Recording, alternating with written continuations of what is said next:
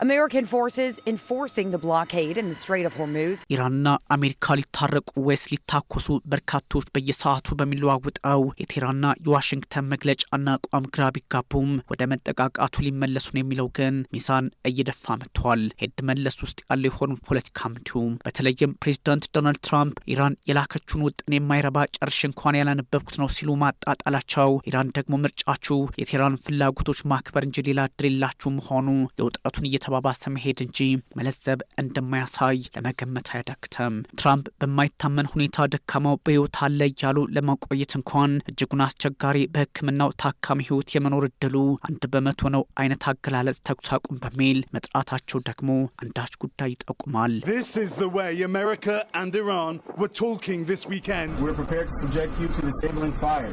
የዋሽንግተንና የቴህራን ጉዳይ ዓለምን ወደ አዲስ ውጥረት ውስጥ አስገብቷታል። በተለይም ትራምፕ ጨርሽ እንኳን ያላነበብኩት እቅድ ነው ከማለታቸው ባሻገር አክሲዮስ ትራምፕ ዳግም በኢራን ላይ አየር ጥቃት የመሰንዘር ውጥን እንዳላቸው ከቁልፍ ግን ስማችን አይጠቀስ አሉ ካላቸው ባለስልጣናት መረጃ አግኝቶ ማጋራቱ የሚያሳየውና የሚያረጋግጠው ይሄን ሆኗል።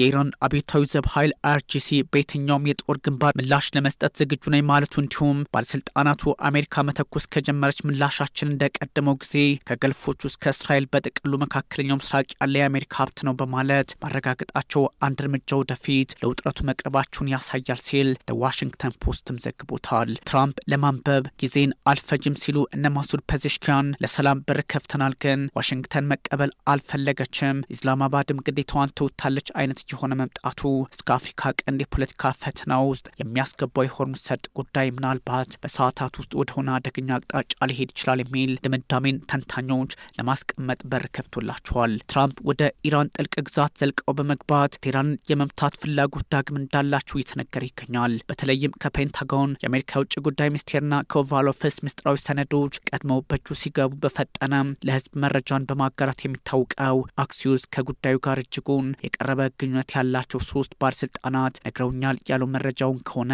ነገ ከነገ ወዲያ የመካከለኛው ምስራቅ ፖለቲካ ቅርጽ ካሁኑ ፈጽሞ የተለየ ሊሆን እንደሚችል ለመገመት አያዳግተም። እንደ አክሲዮስ ዘገባ ትራምፕ ከብሔራዊ ደህንነት ቡድናቸው ጋር ቀጣይ ምን እርምጃ እንውሰድ ስለሚለው ለመነጋገር ቀጠሮ ይዘዋል። በእርግጥ ተነጋግሩ ሊሆን እንደሚችል መረጃው ይጠቁማል።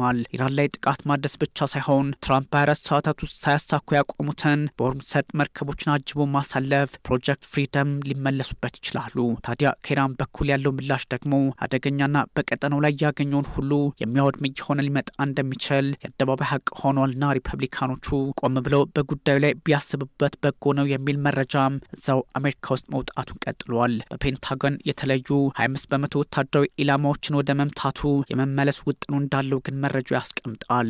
ዋሽንግተን ፖስት የሲአይኤን ግምገማ ተመልክቶ ባወጣው መረጃ ደግሞ ኢራን 75% የሚሆነውን ከቅድመ ጦርነት ማለትም ከውጥረቱ በፊት ወደ ነበረው ተንቀሳቃሽ ማስወንጨፊያ ስርዓቶችና 70% ሚሳይል አቅሟን መልሷለች የሚለውን ያረጋገጠ ሆኗል። ይህ ደግሞ ኢራን የትኛውንም የአሜሪካ ጥቃት የመቋቋም አቅም እንዳላት የሚያመላክት ነውና ጉዳዩ ለዋሽንግተን ፖለቲከኞች ውስብስብ የመሆኑ ጉዳይ የአደባባይ ሀቅ ነው ተብሏል። የአሜሪካን ባህር ኃይል ከ3 እስከ 4 ወር በትንሹ ገትረው መያዝ እንደሚችሉም ያረጋግጣል። ታዲያ ከወራት በኋላ የአጋማሽ ዘመን ሚድተርም ምርጫ የሚጠብቃቸው ትራምፕ ኢራንን ከእንግዲህ እስከ 4 ወራት ተዋግተው የመዝለቅ ውጥኑ ካላቸው ምርጫውን ተሸንፈው ወደ ፕሬዚደንታዊ ክስ ኢምፒችመንት ለዴሞክራቶቹ ተመቻችቶ መጠበቅ ይሆንባቸዋልና ቴህራንን አይነኳትም የሚሉም አልጠፉም። በፕሮጀክት ፍሪደም ስም መንቀሳቀስን ያልደገፈችው ሳውዲ አረቢያ የጦር ሰፈሬንም ሆነ አየር ክልሌን አሳልፌ አልሰጥም ማለች የሚለው መረጃ ደግሞ በኤንቢሲ በኩል ቀደም ሲል መውጣቱ ጉዳዩን ለፕሬዚዳንት ዶናልድ ትራምፕ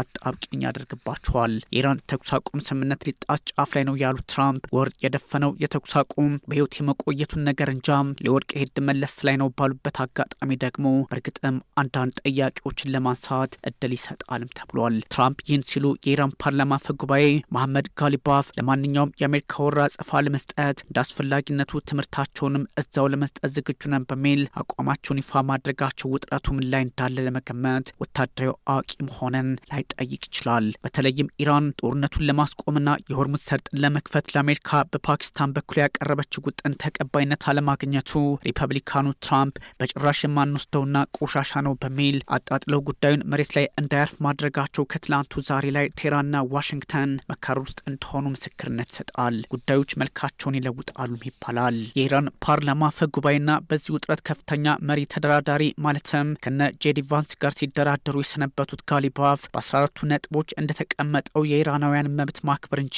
ሌላ አማራጭ የለም በሚል ሞግዶባቸዋል በነ ትራምፕ ላይ። ቀጣዩን ምርጫ ግምት ውስጥ ያስገቡት የኢራኑ ፖለቲከኛ ትራምፕ ሳይቀበሉት ጊዜ በገዙ ቁጥር የአሜሪካውያን ግብር ከፋዮች ገንዘብ ይባክናል በሚል የራሳቸው ህዝብ ጋር ግጭት ውስጥ እንዲገቡ የሚያደርግ ሀሳብ ትራምፕን ሰጥተውባቸዋል። አሜሪካና ምርጫና ግብር ምን ያህል የአሜሪካን ድምፅ ሊለውጥ እንደሚችል የተረዱት ጋሊባፍ ይሄኛውን እርምጃ ከህዝብ ጋር አሳስሮባቸዋል። ትራምፕ ኢራን ላለፉት 47 ዓመታት በአሜሪካና በቀሪው ዓለም ላይ ጨዋታ ላይ ሰንብታለች፣ ከእንግዲህ አይስቁም ለምን አሉ የሚለውን ጥያቄ ለመመለስ መሞከር ብቻ በሁለቱ ኃይሎች መካከል አይቀሬ ጦርነት በቅርቡ እንዳለ ጠቋሚ አድርገዋል።